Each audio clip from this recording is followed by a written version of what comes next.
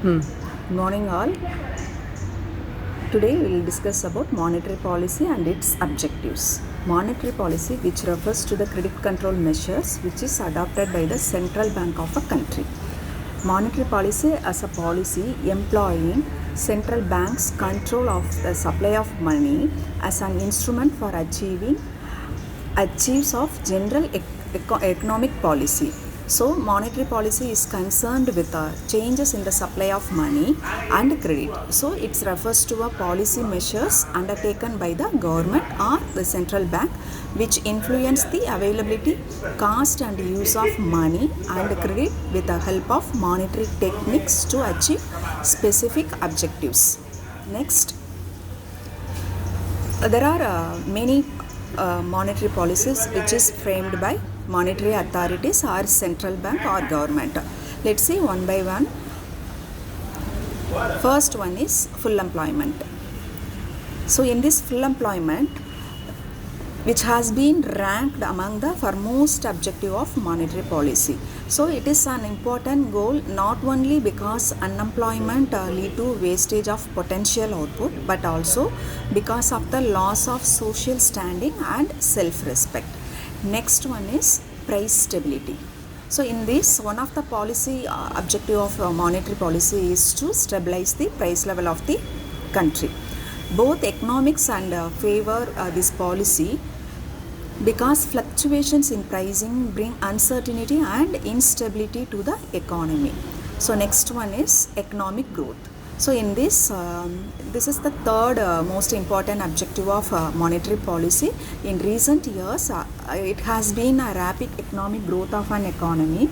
In this, economic growth is defined as the process whereby the real per capita income of a country increase over a long period of time.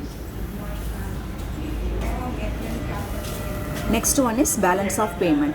So in this balance of payment, 1950s has been to maintain equilibrium in the balance of payments.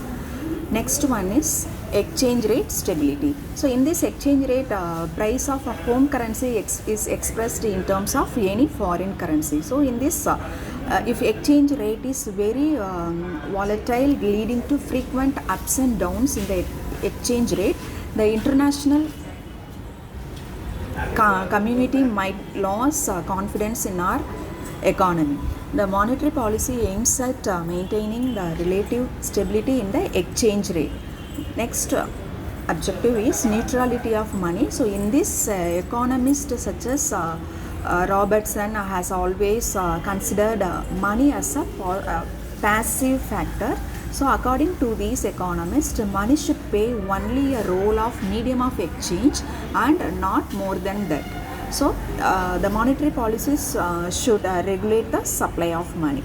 And next one is equal income distribution. So in this, many economists used to justify the role of fiscal policy is maintaining economic equality.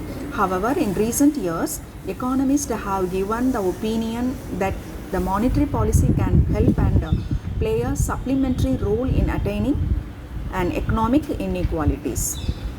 So next we'll see role of monetary policy in economic development. Various roles which played by this monetary policy in economic development. So first role is appropriate adjustment between demand for and supply of money. So in this, economic development as a result in arising demand for money because the growth of economy and a corresponding contraction of the subsistence sector greatly increase the transaction demand for money. So next one is price stability.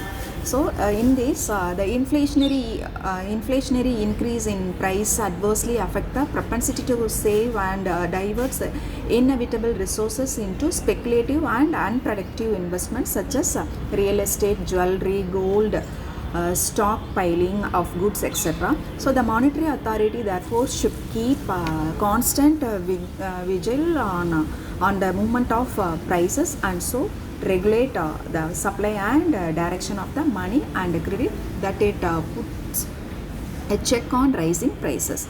And next role is credit control. So in this, The commercial bank mainly provide short-term credit requirements of businessmen and traders and are reluctant to provide medium and long-term credit to meet the financial requirements of industry and for manufacturing in general. And the fourth role is creation and expansion of financial institutions. In this, the monetary authority can help in expansion of financial institutions by granting subsidies and special concession in the form of free remittance and rediscounting facilities to new institutions and by providing training facilities for their staff. And next role is suitable interest rate structure.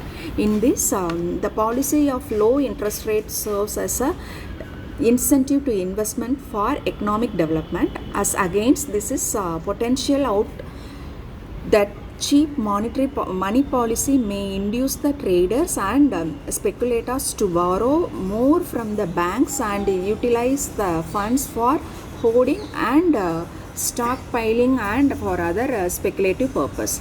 And next role is debt management. So in many developing economies, the government has to borrow on a large scale to implement the programs of economic development, and hence the responsibility of managing public debt effectively and efficiently so as to serve the requirements of economic growth lies with the monetary authority, that is the central bank of the country. Next one. So in this, the policy of low interest rate is desirable for strengthening and stabilizing the market of government bonds and government bonds which low rate of interest. The government bonds and thus which makes them more attractive to public and ensure the public borrowing programs as success. So let me conclude this monetary policies and its objectives. With all objectives of monetary policy, exchange stability, price stability, full employment, economic growth, etc. are important and have their relative merits and demerits. So none of these objectives is completely undesirable, should be abundant, but the problem is that these objectives are not compatible with each other and therefore cannot be achieved simultaneously. Thank you.